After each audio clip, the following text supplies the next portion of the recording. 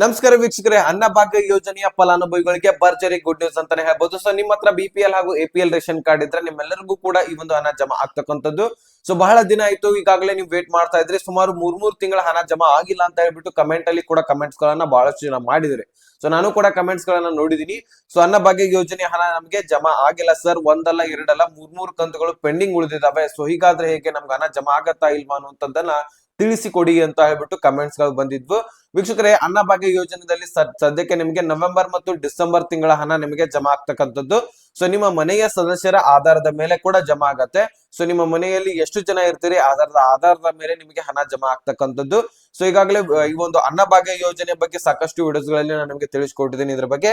ಈಗ ಸದ್ಯಕ್ಕೆ ನಿಮಗೆ 23 ಜಿಲ್ಲೆಗಳಿಗಾದ್ರೂ ಹಣ ಜಮಾ ಆಗ್ತಕ್ಕಂಥದ್ದು ಇದು. ಸೊ ಹಾಗಾದ್ರೆ ಈ ಒಂದು ಜಿಲ್ಲೆಗಳು ಯಾವುವು, ಅನ್ನಭಾಗ್ಯ ಯೋಜನೆಯಲ್ಲಿ 2 ತಿಂಗಳ ಹಣ ಯಾವ ರೀತಿಯಾಗಿ ಜಮಾ ಆಗ್ತಾ ಇದೆ, ಸೊ ಎಲ್ಲನೂ ಕೂಡ KH ಮುನಿಯಪ್ಪನವರು ಏನ್ ಅಪ್ಡೇಟ್ ಕೊಟ್ಟಿದ್ದಾರೆ ಪ್ರತಿಯೊಂದನ್ನ ಈ ಒಂದು ವಿಡಿಯೋದಲ್ಲಿ ಚರ್ಚೆ ಮಾಡೋಣ. ಸೊ ತಿಳ್ಕೊಳ್ಳೋಣ.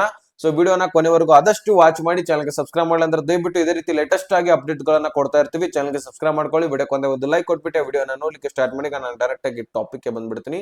ವೀಕ್ಷಕರೇ, ಈ ಒಂದು ಅನ್ನಭಾಗ್ಯ ಯೋಜನೆಯಲ್ಲಿ ನಿಮ್ಗೆ ಈಗಾಗಲೇ ಹಣ ಜಮಾ ಆಗ್ಬೇಕಾಗಿತ್ತು. ಸೊ ಅಂತದ್ರಲ್ಲಿ ಸರಿಯಾದ ಟೈಮ್ಗೆ ಸರಿಯಾದ ಹಣ ಜಮಾ ಆಗ್ತಾ ಇಲ್ಲ. ಈ ಕಡೆ ಗೃಹಲಕ್ಷ್ಮಿ ಯೋಜನೆಯಲ್ಲಿ ಸರಿಯಾದ ಟೈಮ್ಗೆ ಸರಿಯಾಗಿ ಹಣ ಜಮಾ ಆಗ್ತಾ ಇಲ್ಲ. ಗೃಹಲಕ್ಷ್ಮಿ ಯೋಜನೆಯಲ್ಲಿ ಸದ್ಯಕ್ಕೆ ನಿಮಗೆ ಲಕ್ಷ್ಮೀ ಹೆಬ್ಬಾಳ್ಕರ್ ಅವರು ಈಗಾಗಲೇ ಡಿಸ್ಚಾರ್ಜ್ ಅನ್ನ ತೆಗೆದುಕೊಂಡು ಒಂದು ಅಪ್ಡೇಟ್ ಅನ್ನ ಕೂಡ ಕೊಟ್ಟಿರುವಂತದ್ದು. ಸೊ ಇನ್ನು ಬೆಡ್ ರೆಸ್ಟ್ ಕೂಡ ಹೇಳಿದ್ದಾರೆ. ಸೊ ನೋಡೋಣ ಎಷ್ಟು ದಿನ ಅಂತ ಹೇಳ್ಬಿಟ್ಟು ಆ ಬೆಡ್ ರೆಸ್ಟ್ ನ ತೆಗೆದುಕೊಳ್ತಾರೆ ಅನ್ನುವಂಥದ್ದನ್ನ ವೇಟ್ ಮಾಡಿ ನೋಡ್ಬೇಕು. ಆದ್ರೆ ಅಪ್ಡೇಟ್ ಅನ್ನ ಕೊಟ್ಬಿಟ್ಟೆ ಮುಂದಕ್ಕೆ ಹೆಜ್ಜೆ ಇಟ್ಟಿರುವಂತದ್ದು. ಅದು ಏನು ಅಪ್ಡೇಟ್ ಅನ್ನುವಂಥದ್ದನ್ನ ನಾನು ಗೃಹಲಕ್ಷ್ಮಿ ಯೋಜನೆಗೆ ಸಂಬಂಧಪಟ್ಟಂತಹ ಒಂದು ನೆಕ್ಸ್ಟ್ ವಿಡಿಯೋದಲ್ಲಿ ತಿಳಿಸ್ಕೊಡ್ತಿದ್ದೀನಿ. ಸೊ ಆ ಒಂದು ವಿಡಿಯೋನ ಕೂಡ ನೋಡ್ಕೊಳ್ಳಿ, ವೇಟ್ ಮಾಡಿ. ಈಗ ಈ ಒಂದು ಅನ್ನಭಾಗ್ಯ ಯೋಜನೆಯಲ್ಲಿ KH ಮುನಿಯಪ್ಪನವರು ಕೊಟ್ಟಿರುವಂತಹ ಮಾಹಿತಿ ಪ್ರಕಾರ ನವೆಂಬರ್ ಮತ್ತು ಡಿಸೆಂಬರ್ ತಿಂಗಳ ಹಣ ನಿಮಗೆ ಬರ್ಬೇಕಾಗಿರುವಂತದ್ದು. ಸೊ ಆ ಒಂದು ತಿಂಗಳ ಹಣವನ್ನ ನಾವು ಕೂಡ ಹಾಕಿದೀವಿ. ಇನ್ನು ನಿಮ್ಮ ಮನೆಯ ಸದಸ್ಯರ ಆಧಾರದ ಮೇಲೆ ಹಣ ಜಮಾ ಆಗತ್ತೆ. ನಿಮ್ಮ ಮನೆಯಲ್ಲಿ ನೋಡಿ 5 ಜನ ಇದ್ರೆ 850 ರೂಪಾಯಿ ಪ್ಲಸ್ 850 ರೂಪಾಯಿ, ಟೋಟಲಿ 1700 ರೂಪಾಯಿ ಅಂದ್ರೆ 1700 ರೂಪಾಯಿ, ಅಂದ್ರೆ 1700 ರೂಪಾಯಿ ಹಣ ನಿಮಗೆ ಜಮಾ ಆಗ್ತಕ್ಕಂಥದ್ದು. ಸೊ ಈ ಒಂದು ನಿಮ್ಮ ಮನೆಯ ಸದಸ್ಯರ ಆಧಾರದ ಮೇಲೆ ಇದು ಹಣ ಜಮಾ ಆಗ್ತಕ್ಕಂಥದ್ದು. ಅಂದ್ರೆ ನಿಮ್ಮ ಮನೆಯಲ್ಲಿ 6 ಜನ ಇದ್ರೆ 1020 ರೂಪಾಯಿ ಜಮಾ ಆಗತ್ತೆ. ಅದೇ ರೀತಿಯಾಗಿ ಇನ್ನೊಂದು ಪ್ಲಸ್ ಅಂದ್ರೆ 2 ತಿಂಗಳದಲ್ವಾ, ಸೊ ಇನ್ನು 1020 ರೂಪಾಯಿ ಜಮಾ ಆಗಿ ಟೋಟಲಿ 2440 ರೂಪಾಯಿ ಆದ್ರೂ ಹಣ ಜಮಾ ಆಗ್ತದೆ. ಸೊ ನೋಡಿ, ನಿಮ್ಮ ಮನೆಯ ಸದಸ್ಯರು ಎಷ್ಟು ಜನ ಇದ್ದೀರಿ, ಸೊ ಅದನ್ನ ನೀವು ಕ್ಯಾಲ್ಕುಲೇಟ್ ಮಾಡ್ಕೊಂಡು ನೋಡ್ಕೊಳ್ಬೇಕು, ಆವಾಗ ನಿಮಗೆ ಕ್ಲಾರಿಟಿ ಸಿಗತ್ತೆ. ನೋಡಿ, ಈಗ ಸದ್ಯಕ್ಕೆ 2 ತಿಂಗಳ ಹಣ ಆದ್ರೂ ನಿಮ್ಗೆ ಸದ್ಯಕ್ಕೆ ಜಮಾ ಆಗ್ತಾ ಇದೆ.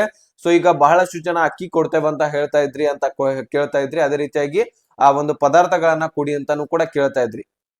ಅದ್ರ ಬಗ್ಗೆ ಈಗಾಗಲೇ KH ಮುನಿಯಪ್ಪನವರು ನಿಮ್ಗೆ ಈಗಾಗಲೇ ಅಪ್ಡೇಟ್ ಕೂಡ ಕೊಟ್ಟಿದ್ದಾರೆ. ನಾನು ಕೂಡ ನಿಮ್ಗೆ ತಿಳಿಸ್ಕೊಟ್ಟಿದ್ದೀನಿ. ಏನಪ್ಪಾ ಅಂದ್ರೆ ಒಬ್ಬೊಬ್ರು ನೋಡಿರ್ತೀರ, ಒಬ್ಬೊಬ್ರು ನೋಡಿದಿರಲ್ಲ.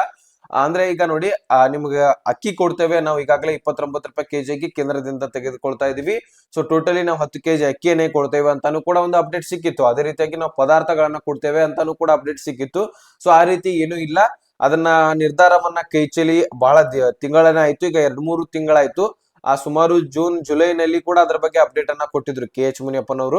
ಸೊ ಆದ್ರೆ ಆ ಒಂದು ನಿರ್ಧಾರವನ್ನ ಕೈ ಚೆಲ್ಲಿ ಮತ್ತೆ ಈಗ ನಮಗೆ ಈ ಒಂದು 5 ಕೆಜಿ ಅಕ್ಕಿ ಹಣ, 5 ಕೆಜಿ ಅಕ್ಕಿ ನಮಗೆ ಸಿಗ್ತಕ್ಕಂಥದ್ದು. ಇದೇ ಪ್ರೊಸೆಸಿಂಗ್ ಮುಂದುವರಿತಾ ಇರತ್ತೆ. ಇದರಲ್ಲಿ ಏನಾದ್ರೂ ಬದಲಾವಣೆಗಳಾದ್ರೆ ನಾನು ಮತ್ತೊಂದು ವಿಡಿಯೋದಲ್ಲಿ ಡೆಫಿನೆಟ್ಲಿ ನಿಮಗೆ ತಿಳಿಸ್ಕೊಡ್ತೀನಿ. ಸೊ ಯಾರು ಕೂಡ ಮಿಸ್ ಮಾಡ್ಕೊಳ್ಬೇಡಿ, ಅದಕ್ಕೆ ಸಬ್ಸ್ಕ್ರೈಬ್ ಮಾಡಿ ಇಟ್ಕೊಂಡ್ಬಿಡಿ. ನೋಟಿಫಿಕೇಶನ್ ಕೂಡ ಪ್ರತಿಯೊಬ್ಬರು ಕೂಡ ಆಲ್ ಅಂತ ಸೆಟ್ ಮಾಡ್ಕೊಳ್ಳಿ. ಆಗ ಮಾತ್ರ ನಿಮಗೆ ಪ್ರತಿಯೊಂದು ವಿಡಿಯೋಸ್ಗಳು ನಿಮಗೆ ನೋಟಿಫಿಕೇಶನ್ ಮುಖಾಂತರ ಬಂದು ತಲುಪತ್ತೆ. ಅಲ್ಲಿಂದ ನೀವು ತಿಳ್ಕೊಳ್ಬಹುದು. ವೀಕ್ಷಕರೇ, ಈಗ ಈ ಒಂದು ಅನ್ನಭಾಗ್ಯ ಯೋಜನೆಯಲ್ಲಿ ನಿಮ್ಗೆ ಯಾವ ಯಾವ ಜಿಲ್ಲೆಗಳಿಗೆ ಹಣ ಬರ್ತಾ ಇದೆ, ಯಾವ ರೀತಿಯಾಗಿ ಹಣ ಜಮಾ ಆಗತ್ತೆ ಅನ್ನುವಂಥದ್ದನ್ನ ನೋಡೋದಾದ್ರೆ, ಇಲ್ಲಿ ನೋಡಿ 23 ಜಿಲ್ಲೆಗಳು ಈ ರೀತಿಯಾಗಿದ್ದಾವೆ. ಬಳ್ಳಾರಿ, ಕಲಬುರಗಿ, ಧಾರವಾಡ, ಯಾದಗಿರಿ, ಗದಗ, ಹಾಸನ, ವಿಜಯನಗರ, ಉತ್ತರ ಕನ್ನಡ, ದಕ್ಷಿಣ ಕನ್ನಡ, ದಾವಣಗೆರೆ, ಉಡುಪಿ, ತುಮಕೂರು, ಚಿತ್ರದುರ್ಗ, ಚಿಕ್ಕಮಗಳೂರು, ಶಿವಮೊಗ್ಗ, ರಾಯಚೂರು, ಚಿಕ್ಕಬಳ್ಳಾಪುರ, ಚಾಮರಾಜನಗರ, ಮೈಸೂರು, ವಿಜಯಪುರ, ಬೀದರು, ಮಂಡ್ಯ, ಕೊಪ್ಪಳ, ಬೆಳಗಾವಿ, ಈ ಒಂದು ಜಿಲ್ಲೆಗಳಿಗೆ ಹಣ ಜಮಾ ಆಗ್ತದೆ. ಸೊ ಈ ಒಂದು ಜಿಲ್ಲೆಗಳಲ್ಲಿ ನಿಮ್ಮ ಜಿಲ್ಲೆನೂ ಕೂಡ ಆಗಿದ್ರೆ ಡೆಫಿನೆಟ್ಲಿ ನಿಮ್ಗೂ ಕೂಡ ಜಮಾ ಆಗತ್ತೆ. ಆದ್ರೆ ಒಟ್ಟೊಟ್ಟಿಗೆ ಪೂರ್ತಿಯಾಗಿ ನಾನು ಹೇಳ್ತಕ್ಕಂತಹ ಜಿಲ್ಲೆದವರಿಗೆ ಪೂರ್ತಿಯಾಗಿ ಜಮಾ ಆಗೋದಿಲ್ಲ. ಇದನ್ನ ಸ್ಪಷ್ಟವಾಗಿ ಕೇಳಿಸ್ಕೊಳ್ಳಿ. ನಾನು ಹೇಳ್ತಕ್ಕಂತಹ ಜಿಲ್ಲೆಗಳಲ್ಲಿರುವಂತಹ ಫಲಾನುಭವಿಗಳಿಗೆ ಇಂತಿಷ್ಟು, ಈ ಒಂದು ಜಿಲ್ಲೆಗಳಲ್ಲಿ ಇಂತಿಷ್ಟು ಅಂತ ಹೇಳ್ಬಿಟ್ಟು, ಅಂದ್ರೆ ಈಗ ಒಂದು ಜಿಲ್ಲೆದಲ್ಲಿ 1 ಲಕ್ಷ ಫಲಾನುಭವಿಗಳಿದಾರಪ್ಪ. ಸೊ ಅದರಲ್ಲಿ 15ರಿಂದ 20 ಸಾವಿರ ಫಲಾನುಭವಿಗಳಿಗೆ ಜಮಾ ಆಗತ್ತೆ ಇವತ್ತು, ಈ ರೀತಿ ಹೇಳ್ಬೋದು ನಾವು. ಆದ್ರೆ ಇವತ್ತೇ ಪೂರ್ತಿಯಾಗಿ ಜಮಾ ಆಗ್ಲಿಕ್ಕೆ ಸಾಧ್ಯ ಇಲ್ಲ. ಆ ರೀತಿ ಜಮಾ ಆದ್ರೆ 1-2 ದಿನದಲ್ಲಿ ಕ್ಲಿಯರ್ ಮಾಡ್ತಾ ಬಿಡ್ತಾ ಇದ್ರು. ಆದ್ರೆ ಆ ರೀತಿ ಜಮಾ ಮಾಡ್ತಾ ಹೋದ್ರೆ ತಾಂತ್ರಿಕ ದೋಷ ಆಗತ್ತೆ. ಮತ್ತೆ ಈ ಒಂದು ಸಾಕಷ್ಟು ಪ್ರಾಬ್ಲಮ್ಗಳು ಕ್ರಿಯೇಟ್ ಆಗ್ತವೆ ಅಂತ ಹೇಳ್ಬಿಟ್ಟು ಲಕ್ಷ್ಮೀ ಹೆಬ್ಬಾಳ್ಕರ್ ಅವರು ಅದೇ ರೀತಿಯಾಗಿ KH ಮುನಿಯಪ್ಪನವರು ಅಪ್ಡೇಟ್ ಈಗಾಗಲೇ ಕೊಟ್ಟಿದ್ದಾರೆ. ಸೊ ಅದಕ್ಕೋಸ್ಕರ ಆ ರೀತಿ ಏನ್ ಪ್ರೊಸೆಸಿಂಗ್ ನಡೀತಾ ಇರೋದಿಲ್ಲ, ಇಲ್ಲಿ ಹಂತ ಹಂತವಾಗಿ ಸ್ವಲ್ಪ ಸ್ವಲ್ಪ ಫಲಾನುಭವಿಗಳಿಗೆ ಜಮಾ ಮಾಡ್ತಾ ಕ್ಲಿಯರ್ ಮಾಡುವಂತಹ ಒಂದು ಸ್ಕೀಮ್ ಆಗಿರುತ್ತೆ. ಸೊ ಅದಕ್ಕೋಸ್ಕರ ಎಲ್ಲರೂ ಕೂಡ ಸಹಕರಿಸಬೇಕು. ಸೊ ಸದ್ಯಕ್ಕೆ ಇಷ್ಟು ಅಪ್ಡೇಟ್ ಗಳು ಸಿಕ್ಕಿದ್ವು, ನಿಮ್ಗೆ ತಿಳಿಸ್ಕೊಟ್ಟಿದ್ದೀನಿ. ಸೊ ಅರ್ಥ ಆಗಿದ್ರೆ ಲೈಕ್ ಮಾಡಿ, ನಿಮ್ಮ ಸ್ನೇಹಿತರಿಗೆ ಶೇರ್ ಮಾಡಿ, ಸಬ್ಸ್ಕ್ರೈಬ್ ಮಾಡಿ ಅಂತ ಹೇಳ್ತಾ ಮತ್ತೆ ಮುಂದಿನ ಮಾಹಿತಿ ಸಿಗೋಣ. ಅಲ್ಲಿ ತನಕ bye bye, take care friends.